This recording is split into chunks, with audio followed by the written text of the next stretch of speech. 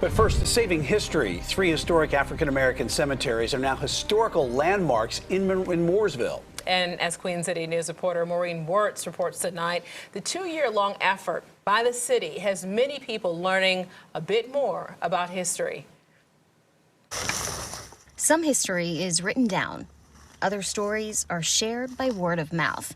But this bit of Mooresville history is found at the end of a dead-end road. No one knew. No one knew. Tucked in between the trees off of School Street, headstones, graves of African-American people dating back to the late 1800s. Everyone has a history, and the black community seems to get lost in the shuffle. Juliette Hutcherson lives in the senior apartments right next to the old cemetery. While not many people know it's there, At least you can know about it, and they can understand what their ancestors are.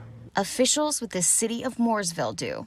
I would say the general public did not know that they existed prior to a couple weeks ago. Danny Wilson and other city officials spent the last 2 years making sure these 3 cemeteries, all right next to each other, were designated as historical landmarks. Historically, they were not as remembered. That was the point of making them a local landmark, to make sure that they are remembered and highlighted and people do know about them. Officials say the neat rows in cemeteries are what most are used to, but the reason why the gravestones are in between the trees here is because that's how historic African-American cemeteries were designed.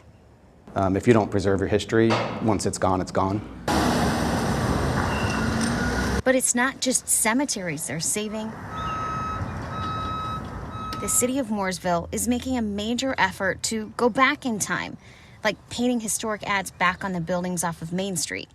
And to make cities work, you have to combine all of it. For Juliette, it's all important. It's history, and you want to see where you've come from. At least I do. I'm a history buff. I love it.